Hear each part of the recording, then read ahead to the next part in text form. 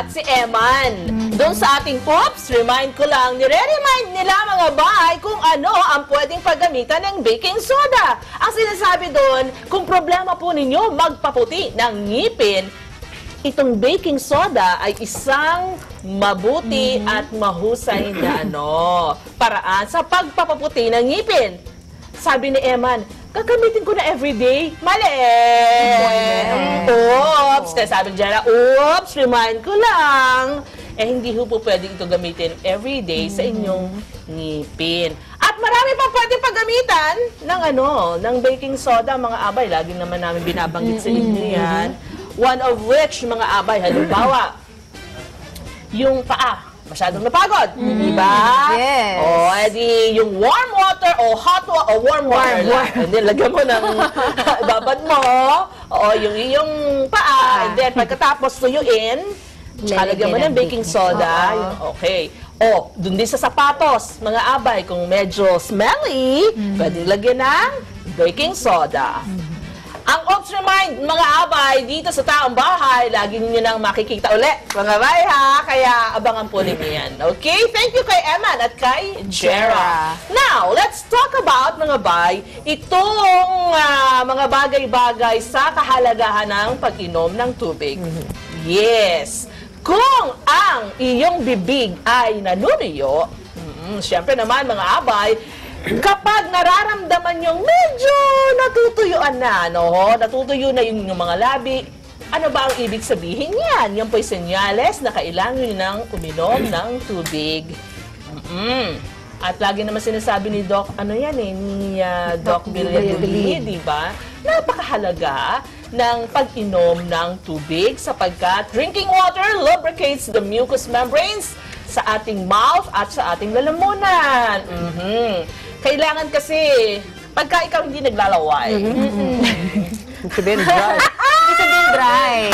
Kulang ka na sa yun ang tubig. ibig sabihin, no? Nagsasalivate. Isa pa, mga bay, ay panapalatandaan kung kailangan mo nang uminom ng tubig ay kapag dry ang iyong balat or tuyo, yung kapag ginanon mo, yung mamumuti. Nasusulat. Nag-iiwan ng mark na color white. Ang ating balat ay pinakamalaking organ sa ating katawan. So, of course, it needs to stay hydrated. A lack of water means a lack of sweat na nagiging dahilan ng ating katawan na maging unable to wash away excess dry dirt and oil. Ayan. Kaya naman, if you want to stave off breakouts, uminom tayo ng maraming tubig. Totoong-totoo yan. Lagi natin pinag-uusapan yan dito, hindi ba? Lalo na, mararamdaman yung kulang kayo sa tubig kung ang inyong mga mata ay nanunuyo. Naku mga ahabay, hindi lang bibig at lalamunan ang naapektuhan kapag tayo kulang sa tubig. Maging ang ating mga mata. Mapapansin nyo yung dry eyes na tinatawag. Yung kahit lagi kayong nag-close ng mata, kulang at kulang pa rin. Kaya, di ba, doon sa ating mga nagiging guest doctor, sinasabi na maglagay tayo ng mga artificial eye. Tears. Mga tears, diba? Artificial eye. Eye drops. Eye drops. At isa pa, syempre, mararamdaman natin na tayo ay nagkukulang sa tubig sa ating katawan kapag nakakapag-experience tayo ng joint pain. Alam nyo ba na ang ating cartilage at spinal discs are made up of about 80% of water. So, kaya kailangan natin na uminom tayo ng mas maraming tubig, syempre para ma-replenish yung mas nakaka-function maigi yung ating mga kasukasuan, kapag tayo ay hydrated. Totoo yan. At mga abay, feeling nyo ba o kayo mismo nagtataka sa sarili nyo, bakit ba hindi yata ako madalas nagwiwiwi? Ayun, mga abay. Isa nga pala, bago tayo magpatuloy, yung iba kasi, kung magsalita, katulad yan, wiwi, pwede na yun. Magpupu, ano na lang gagamitin nyo, ha? Number 2. Number 2, tsaka number 1. Ano yun? Pag number 1, wiwi. Pag number 2, Okay, father na ako. Father na ako. Sabi ng asawa ko, father na ako. Father, Tagalogin mo.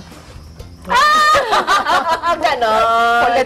Okay, eto pa, mga abay. Kulang ka sa tubig kapag ang nararanasan mo ay hindi ka na wiwiwi madalas. Alam nyo, mabuti yung lagi kang na wiwiwi. Alam nyo ba, mga abay, pag lampas sa 7 beses na ikaw ay nagwiwiwi sa isang araw, mga bay, ay okay yun. At dapat yellow o clear color ang ating wiwi. So, dapat nakikita din natin yan. Sinyalis tingnan yun, natin. actually, sinyalis yun kapag medyo may hindi maganda sa loob ng katawan mo. Oo. Yung color ng urine. Correct. Kaya kung mas clear ang iyong urine, mas mabuti. The better. Yun. Yes. Kasi nga, yung ma-experience mo na konti lang yung pagwiwi mo, ibig sabihin yan, meron ka ng Talagang uminom ka na. dehydration. Uminom ka na. Kailangan na ng tubig. Halimbawa, yung nauubos yung salita mo, kailangan ka na lang uminom ng tubig. May correction. Because also of the environment. Diba? Oo. Ayun. At syempre, you experience digestive problems. Ay, oo. Pag hindi ko pala inuman ng tubig. Oo. Parang nagiging constipated. acidic. At saka acidic.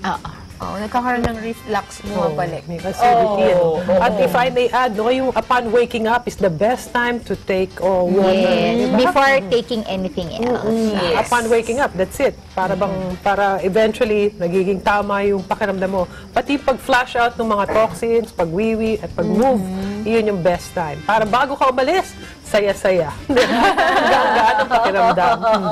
Karaniwan mga abay, ay 2 glasses of water ang ginagawa. Yung ibang mga abay Upon natin, waking up. 3. Mas mabuti. 1.5 liters. O, biruin. In the morning. Mga In the morning bay. before you, yun nga yung ginagawa ko, before ka mag-take in ng kahit anong food. Oo. Before ka magmumog, actually is the best. Oo.